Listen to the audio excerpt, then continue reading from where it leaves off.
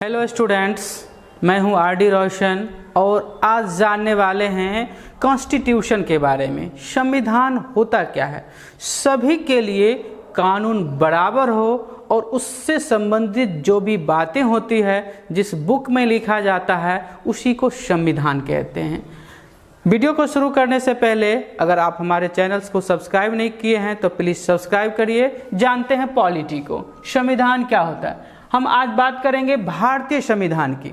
भारतीय संविधान में 22 भाग हैं और 395 अनुच्छेद हैं। जिस प्रकार से आप पुस्तक पढ़ते हैं तो उसमें कई पाठ होते हैं और सभी पाठ के कुछ अलग अलग भाग होते हैं।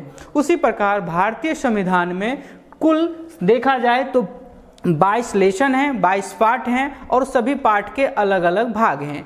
आज हम उसी भाग के एक भाग 1 को, जिसके अंदर संघ और राज्य क्षेत्र रखा गया है, उसकी जानकारी प्राप्त करते हैं और उसमें क्या बातें लिखी हुई है उस पर चर्चा करते हैं। भाग 1 के अंदर भारतीय कॉन्स्टिट्यूशन में, इंडियन कॉन्स्टिट्यूशन में अनुच्छेद 1 से 4 तक रखे गए हैं। अगर समझने की बात कहें तो इसके सब लेशंस 4 हैं, जिसको हम अनुच्छेद कहते हैं। और पहला अनुच्छेद कहता है कि भारत राज्यों का संघ है, यूनियन है।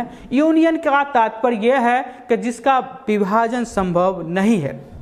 यूनियन से संबंधित कुछ शब्द आते हैं और पूरे दुनिया में अलग अलग संघ परिसंघ होते हैं, उसकी चर्चा करते हैं ताकि संघ को अच्छी तरह से समझें। पहला होता है कॉन्फेडरल। कॉन्फेडरल का अर्थ होता है परिसंघ से। परिसंघ उसे कहते हैं जिसका विभाजन संभव है, जो कमजोर होता है। कई छोटे छोटे राज्य और देश मिलाकर एक केंद्रीय शक्ति बनाई जाती है, लेकिन उसका विघटन होते रहता है। कोई राज्य अपनी इच्छानुसार उस संघ से अलग हो भी सकता है, उसमें ज़्यादा प्रतिबंध या नियम कानून नहीं होते हैं, उसका विभाजन आसानी से हो जाता है, उसे कॉन्फेडरल कहते हैं। दूसरा होता है फेडरेशन।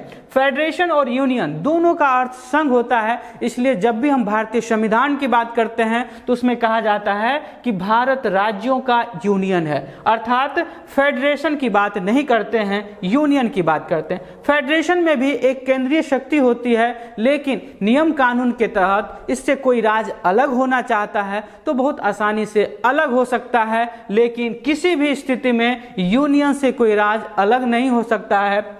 अर्थात हमारा भारत राज्यों का यूनियन है और इसमें से कोई भी राज्य अपनी इच्छा अनुसार हमारे देश से अलग नहीं हो सकता है। इसलिए मेरा जो भारत है अविभाज्य भारत कहा जाता है, इसके कोई भी राज्य अलग नहीं हो सकते हैं। अगर कोई राज्य ऐसा करता है तो केंद्रीय शक्ति उस पर दबाव बनाकर उसे बुरी तरह से पराजित करके या अन्य तरीकों को अपनाकर अपने राज्य के देश के अंदर ही रखेगा, तो कोई राज्य अपनी इच्छा अनुसार अलग नहीं हो सकता है। तो कॉन्फेडरल में जो होते हैं वह संघीय शक्ति तो होती है, लेकिन वह कमजोर होती है, कोई राज्य अलग हो सकता है। फेडरेशन में नियम कानून जो हस्ताक्षर किए हैं उसका उल्लंघन करके अलग हो सकता है, लेकिन यूनियन में कोई भी राज्य अपनी इच्छा अनुसार किसी भी देश से अलग नहीं हो सकता है। और भारत दुनिया का सबसे बड़ा संविधान वाला देश है और इसमें अनुच्छेद 1 में ही कहा गया है कि भारत राज्यों का यूनियन है, अर्थात वर्तमान में जो भी भारत में राज्य हैं इससे कोई भी राज्य किसी भी स्थिति में अलग नहीं हो सकता है। कहने का अर्थ यह है कि सुख में भी साथ रहेंगे और दुख में भी साथ रहेंगे। अनुच्छेद 2 के अंदर विदेशी क्षेत्र या राज्यों को मिलाना, अर्थात संसद को यह ताकत दिया गया है, क्षमता दी गई है, जिसके तहत कोई भी विदेशी राज्य या विदेशी क्षेत्र भारत में मिलना चाहता है या उसे हम जीतकर अपने देश में मिलाना चाहते हैं तो अनुच्छेद 2 के तहत उसे मिलाया जा सकता है। और ऐसी कई घटनाएं हुई है जिसमें कई राज्य भारत में मिले हैं। उदाहरण है 1975 में सिक्किम का भारत में विलय होना। आपको पता होगा कि उससे पहले तिब्बत एक राज्य हुआ करता था जिसे चीन ने अपने में मिला लिया और वहाँ की जनता के साथ काफ़ी भेदभाव की, उनकी स्थिति बहुत ही दयनीय हो गई, जिस कारण से सिक्किम भी भारत की स्वतंत्रता के समय भारत का राज्य नहीं था। 1975 में भारत के साथ संधि करके मतलब मिलकर और भारत का अंग बन गया। अब सिक्किम भारत से कभी भी अलग नहीं हो सकता है, अर्थात विदेशी राज्यों को भारत में मिलाया जा सकता है अनुच्छेद 2 के तहत। इसमें राष्ट्रपति के हस्ताक्षर अनुमति की आवश्यकता होती है, लेकिन राष्ट्रपति इसका विरोध नहीं कर सकते हैं।